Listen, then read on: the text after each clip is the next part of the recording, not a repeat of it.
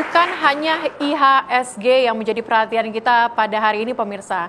Nilai rupiah yang terus melemah ini juga menjadi perhatian kita bersama. Pak Fatih, apakah sudah ada pembahasan juga soal ini di DPR, bagaimana kemudian terkait dengan melemahnya rupiah, kemudian juga menjadi yang terendah mungkin di Asia, itu bagaimana? Ya, selalu kita lakukan evaluasi secara berkala. Kami jumpa dengan Bank Indonesia terkait dengan bagaimana kondisi moneter. Salah satunya indikatornya adalah nilai tukar. Dan saya pikir sekali lagi tidak perlu khawatir.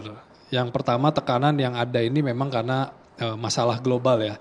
Tadi sudah disampaikan bahwa memang policy yang ekstrim dari Amerika Serikat kan gitu.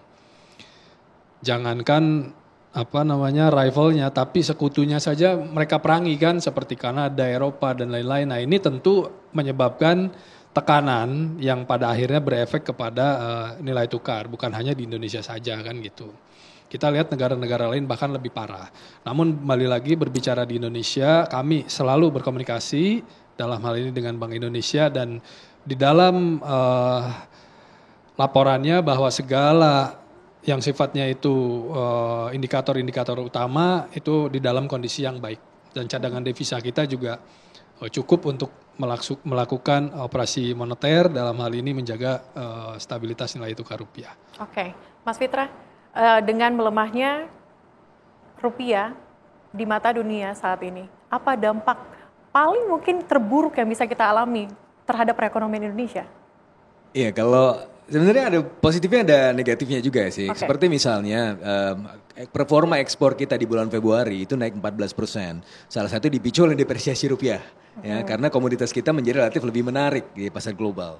Tapi di sisi yang lain, memang kalau kita ngelihat depresiasi rupiah itu menurunkan kinerja industri. Karena kita bisa melihat bagaimana di tahun lalu sempat ada beberapa kali PMI, Purchasing Manager in Manufacturing, itu di bawah 50, artinya masa kontraksi 5 bulan berturut-turut kalau tidak salah.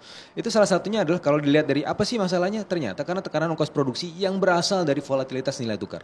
Nah, oleh karenanya ini menjadi masalah besar ya di kemudian hari kalau depresiasi nilai tukar ini terus terjadi. Tentunya juga ada efek-efek lain seperti di sektor keuangan, itu akan menimbulkan risiko sistemik dan seterusnya dan seterusnya. Nah, kuncinya di mana sih? Kenapa rupiah kita melemah terus? Nah, saya pernah menulis Real Exchange Rate, Trade Balance and Deindustrialization in Indonesia, ditulis di Palgrave Macmillan. Nah, salah satunya adalah karena kinerja industri kita boncos ya. Kalau kita lihat kontribusi sektor industri terhadap GDP itu sekarang tinggal 18-19%. Padahal tahun 2000-an itu bisa 26-27%. Artinya apa? Penting sekali untuk membangun fondasi industrial kita supaya nanti nilai tukar kita tidak terlalu volatile. Itu yang terjadi di negara-negara lain yang lebih produktif misalnya. Nah, caranya bagaimana? Kan ada Danantara. Nah, makanya kalau kita bicara Danantara, memang pas di launching responnya nggak terlalu positif. Tapi kemarin ternyata line up-nya itu line up yang setara Alex Pastor dan Danny Lanzat. Meskipun mungkin kepalanya head coach-nya itu tidak terlalu dipercayai, Patrick Kluivert ganti STY. Tapi sekarang ada Danny Lanzat dan Alex Pastor, buktinya kita menang kemarin lawan Bahrain. Bisa jadi dengan line up ini ada Jeffrey Sachs, ada Ray Dalio. Ray Dalio itu punya Bridgewater yang aset under management itu 124 billion US dollar. 2% aja, 2,5 billion US dollar itu diinvestasikan ke tempat-tempat proyek yang disukai oleh Danantara. Itu bisa luar biasa. Karena gini, kalau kita bicara mengenai industri, butuh ada investasi. Nah, investasi itu kemudian harus didatangkan. Nah, masalahnya adalah selama ini kita kekurangan. Untuk mencapai 8% misalnya, kebutuhan investasi kita berapa sih? Hitungan saya 10.000 triliun.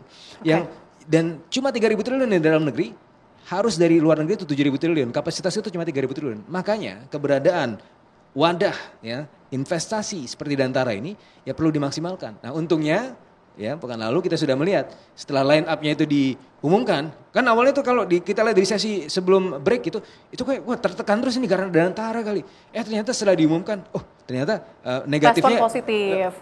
Meskipun masih merah, tapi nggak semerah sebelumnya. Dan ternyata ketika kita melihat semakin ke sini, semakin hijau. Mudah-mudahan ini jadi modalitas gitu. Oke, saya juga mau dengar mungkin di akhir sesi kita adalah catatan dari investor. Saya mau tanya dulu ke Mas Pak Alfred mungkin bisa disampaikan kepada kita mungkin catatan dari investor terkait dengan IHSG, kemudian juga terkait dengan melemahnya rupiah, mungkin apa yang ingin Anda suggestkan, Anda sarankan kepada pemirsa? Ya, kalau bicara IHSG tadi bahwa saya meyakini bahwa arah IHSG itu tidak pernah salah. Ya arahnya, jadi ketika market kita sedang bearish, tentu itu menjadi signal sebenarnya yang bisa dibaca oleh khususnya tadi pemerintah.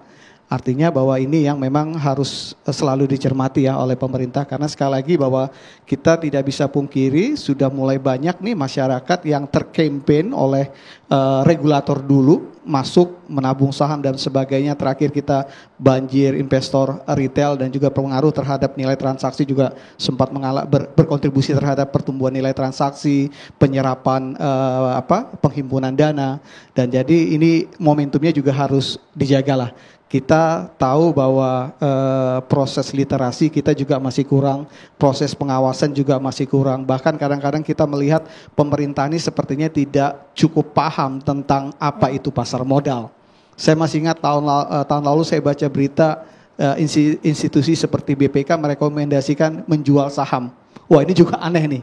Makanya hal-hal seperti ini yang kadang-kadang memang perlu koordinasi ya. Saya nggak tahu mekanismenya seperti apa. Seharusnya tadi memang mekanisme kita seharusnya ada di OJK ya, dan juga SRO. Tapi ternyata juga kita hanya bisa menarik investor retail, tapi begitu proses maintenance dan literasi, sepertinya kita belum menemukan cara yang cukup efektif.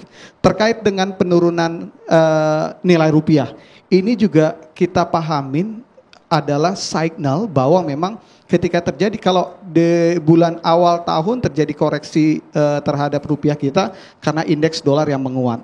Kalau dalam beberapa hari ini kita lihat indeks dolarnya nggak kemana-mana, tapi rupiah kita turunnya juga lebih besar. Artinya memang ini sebenarnya signalnya berarti ada masalah nih. Sederhananya berarti ada bobot risiko yang lebih besar lagi yang dibebankan pasar terhadap kondisi ekonomi di Indonesia. Nah, sekali lagi hal-hal seperti ini kan tadi, kalau kita memang atau pemerintah cukup confident dengan angka pasarnya, tapi sekali lagi angka makronya, tapi sekali lagi bahwa pasar juga perlu diyakinkan. Jadi rupiah juga ini kalau saya ngeliat sekarang dalam 2-3 hari ini, khususnya hari ini ya, ketika rupiah sudah tembus 16.600, itu sudah mulai disamakan dengan yang krisis moneter. Padahal kalau kita lihat waktu COVID juga rupiah sempat di 16.700 tuh.